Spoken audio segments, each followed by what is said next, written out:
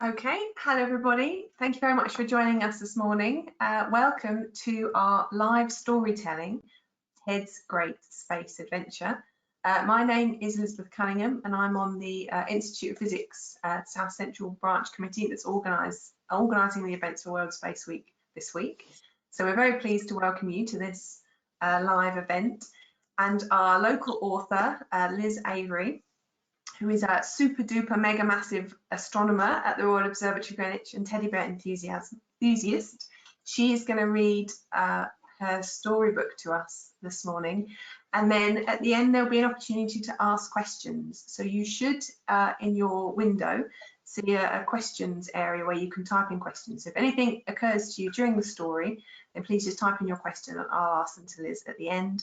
And also, Liz is going to share a slide so we can have closed captions of the event. So if you want to rearrange your windows so you can see Liz bigger than the screen and the closed captions, you should have a bar across your screen with 3 little lines. If you use your cursor, you should be able to rearrange your screen so you can either have the slide and the captions larger, or you can have the window of Liz so you can see what she's doing. Okay, well, I think that's everything I need to say. Again, thank you so much for joining us this morning, and I'll hand over to Liz. Thank you. Thank you.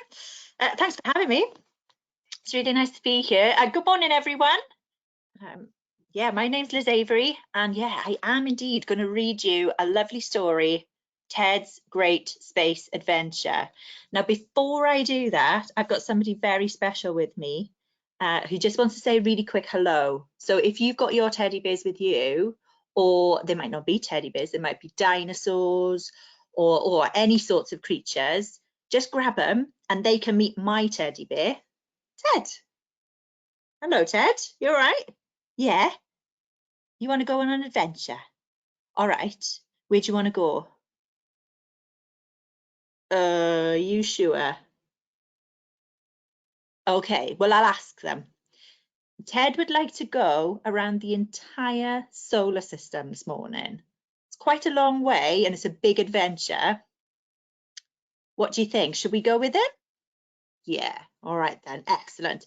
Well, Ted, I'm going to sit you down just on this cushion. We need to put our seatbelts on. So everybody get ready to put your seatbelts on.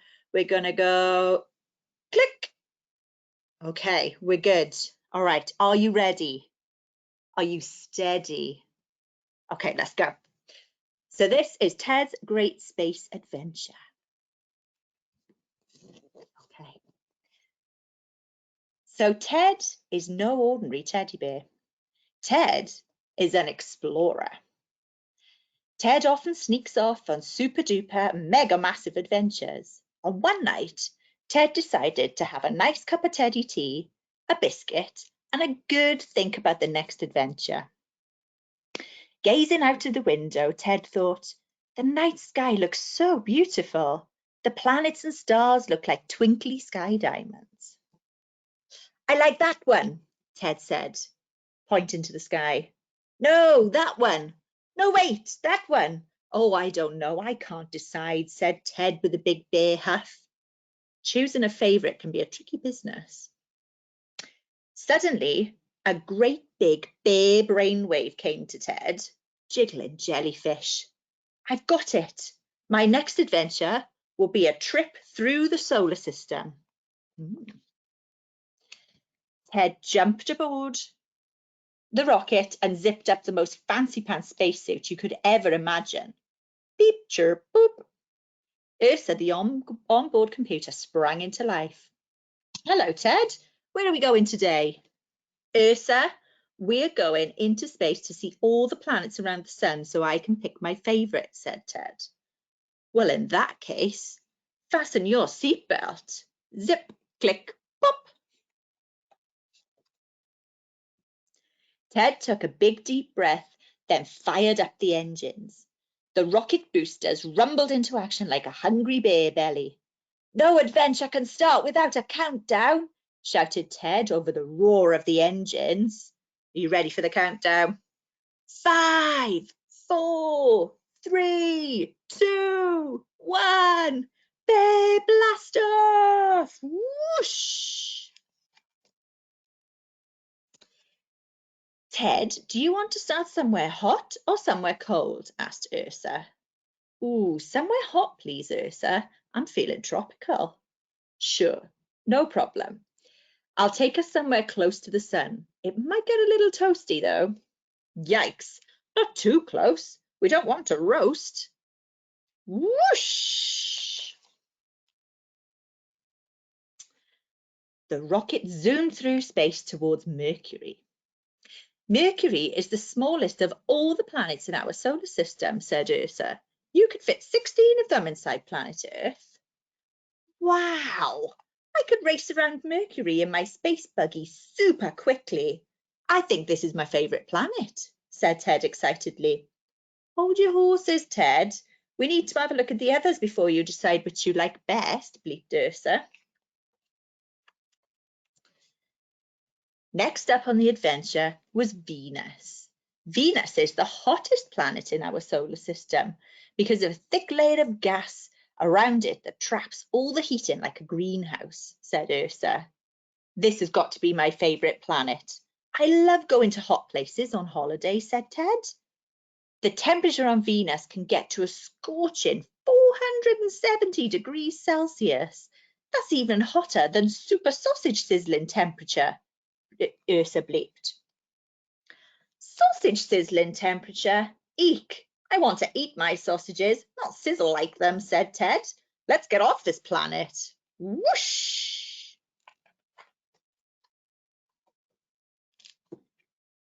Next up on our solar system tour is planet Earth. You already know quite a lot about this one because, well, we live there, said Ursa. Oh, look at how beautiful it is from up here, said Ted, peering out of the window of the rocket at the Earth's deep blue oceans, lush green forests, and stunning sandy beaches. What is that? Asked Ted, pointing to the side of the Earth. That is our moon, Ted. The moon is smaller than the Earth and covered in dents called craters, where space rocks have smashed into it over the years, Ursa explained. Oh, it looks beautiful. An adventure for another day, perhaps. Whoosh! The next stop was Mars. Robots called rovers have been busy exploring Mars for quite some time. They send photographs back to Earth so scientists can understand more about Mars, Ursa told Ted. There's one, squeaked Ted. Hello, rover. There's a giant extinct volcano on Mars called Olympus Mons. And it's the biggest volcano in the whole solar system, Ursa told Ted over the radio. Bouncing bumblebees. I love volcanoes. This planet is my favourite, said Ted. Whoosh! The adventurers set off again. Ted's rocket began the bumpy journey through the asteroid belt. Yikes! Hold on, Ted said as the rocket zigzagged through a jumble of asteroids. Oh, it is a jumble, isn't it? At last, they left the asteroid belt and a huge planet came into view. This is Jupiter. It's called a gas giant and is the biggest planet in our solar system, bleeped Ursa. It's made of gas, so you can't stand on the surface, you'd fall straight through. It's also super stormy. Ted looked down at the huge colourful bands of swirling gas. Oh, I love storms. Jupiter is definitely my favourite, clapped Ted. Hold on, Ted. The storms on Jupiter can be quite scary. There's a storm on Jupiter's surface that's bigger than 2 planet Earths. It's called the Great Red Spot, said Ursa. Ted decided that didn't sound like much fun, so fired up the rocket's engines again. Whoosh! The next planet they saw was Saturn, the second largest planet in the solar system. Saturn is made of gas, and if you put it in a bubble bath, it would float. You'd have to find a big enough bath, though, Ursa told Ted. Saturn's rings are made of rock and ice. Galloping guinea pigs. A planet with a sparkly hula hoop that floats like a rubber duck, giggled Ted. I think this is my favourite. Their next planet was Uranus. Uranus spins on its side rather than upright like other planets, bleeped Ursa. Astronomers think it might have been knocked over a very long time ago and just stayed moving sideways instead. A funky mover. I like it, squeaked Ted with a giggle and started to break out a few funky dance moves too. Perhaps this could be my favourite. It's so cool. Come on, Ted. We'd better get a move on if we're going to see all of the planets, said Ursa. Whoosh! Next, they visited Neptune. Neptune is a gas giant too and has the fastest winds in the solar system, said Ursa. Perfect, yelped Ted, bouncing with excitement. I could fly my kite there. This is my favourite for sure. Actually, the wind here is 10 times faster than the fastest cars on Earth. We don't want you to blow away, said Ursa. Hop in, hamsters. No, we don't, squeaked Ted. Whoosh! Ursa, what's that over there? Said Ted. Ah, that's Pluto. It's a dwarf planet. The temperature on Pluto can be as low as minus 240 degrees Celsius. Its surface is covered in ice, explained Ursa. I love ice skating. I definitely like Pluto, said Ted. Whoosh! Now you've been around the whole solar system, Ted. Do you have a favourite planet? Quizzed Ursa. They're all my favourites, sighed Ted, flinging both paws into the air. Let's head home and have a nice cup of teddy tea and a think about it. The rocket whizzed around and headed for home. As they got closer and closer to home, Ted could see planet Earth through the window of the rocket. Do you know, Ursa? I think I've chosen my favourite, said Ted confidently. Planet Earth. As the rocket landed, the sun was about to rise. It had been a busy day, so it was time for Ted to go to bed. Ted pulled on a super snuggly pair of teddy pajamas and gave a big bear yawn before drifting off into a deep sleep. Ted dreamt of all the wonderful places they'd been and the amazing things they'd seen in the brilliant solar system. What an adventure it had been. Oh, the end. Well, I don't know about you, but I'm shattered after that. We've been on such an adventure, haven't we, Ted? Ted's shattered as well. Lunch and a nap for Ted soon. There you go. I hope you enjoyed it. And if you do have any questions, yeah, please do ask them. Thank you very much, Liz. That was wonderful. And what a great adventure for you to take us on this Tuesday morning. Thank you very much. So some people have written some questions as we've gone through, but if any of the audience have any questions that they'd like to add now, then please just add them and I'll ask them on the end. Okay, so James would like to know, what is your favourite planet? Oh, That's a tricky one. It's a tricky one. Well, I mean, I love planet Earth because we live here. It's a really nice one, isn't it? But other than planet Earth, it's got to be Jupiter.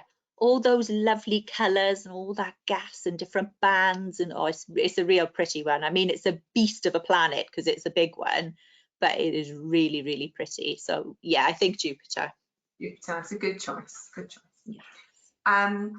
So Liz, that works for our next question. Arthur would like to know, what would happen if you tried to stand on Jupiter?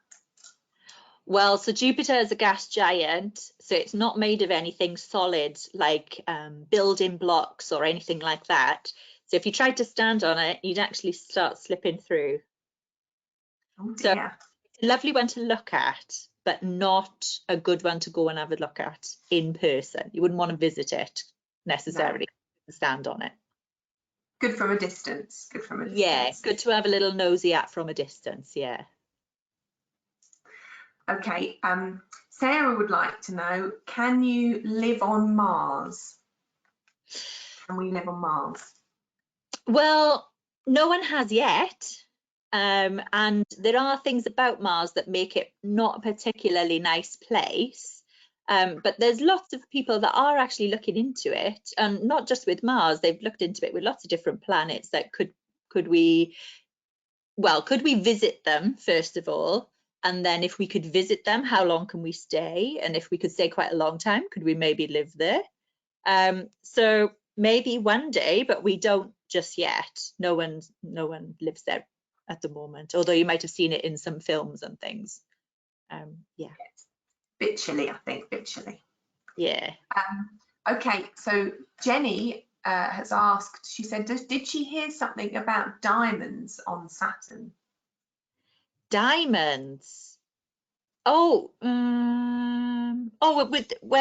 within the story. I don't think because I think I talk about in the story that because Saturn's got rings and there's bits of ice within the rings, it can look like diamonds. So it looks like it's got a sparkly hula hoop, but they're not actually diamonds. It's just ice, masquerading as diamonds. So it's not worth us trekking out to Saturn in order to get some more nice jewelry. No, I wish. Imagine that, all those diamonds. Wow, amazing. That'd be good. Go mining at Saturn for diamonds. Yeah. Okay, so there's one more question. Josh would like to know, what would happen if you fell into a black hole? Oh, that's a really good question. Black holes are tricky little things because all we can see when it comes to a black hole is what they do rather than actually have a good nose at them. So we can see that they're like huge big vacuum cleaners and they just suck everything in. But after that, we don't really know that much at the moment. There's lots and lots of different scientists kind of researching it to try and find out what happens, because we're not really sure. So when you grow up, Josh, maybe you can have a little look, find out, and then report back and tell us what you find out. That's a good idea. We always need some budding scientists and astronomers to answer these big questions for us. Yeah, definitely. That's very true. Okay, and the last question we have is from Amy, and she would like to know why Pluto is no longer a planet. Oh, poor Pluto. Everyone feels really, really sorry for Pluto, but I wouldn't feel sorry for Pluto. It's all right. It's still a dwarf planet. So to be called a planet, you had to kind of meet a certain set of requirements. So for a really long time, Pluto was a planet, but then scientists and researchers kind of changed their minds a little bit about what it meant to be a planet. So it has to be roughly spherical, so like a ball, which it is, so check. It has to, it has to be roughly spherical. It has to clear its orbit, which it doesn't do. So it has to kind of go in a nice smooth path around the sun, and either suck other things the same size as it in, or just kind of get rid of them out of the way. And Pluto doesn't really do that bit, so you can't really call it a planet anymore, but we can call it a dwarf planet, and there's other dwarf planets as well, so it's, you know, it's in good company. But yeah, we don't call it a planet anymore now, but lots of people still want to. It's quite controversial. Some people even now still say that they think it should be called a planet, but if you're looking at those rules, then no, unfortunately not. It's a dwarf planet now. Okay, well, that's wonderful. That's all the questions we've been asked. So thank you very much for answering those for us, Liz. Thank you very much for sharing your wonderful story with us. And I was very privileged to meet Ted. I was very pleased to meet Ted in the flesh, so that's good. And this story time has been recorded, and we will share the link to the recording. So if anyone has attended and you have friends who you think would enjoy this, then please share the link with them once we post it. Okay, thank you very much, everybody. Enjoy the rest of your day. Thank you. Bye.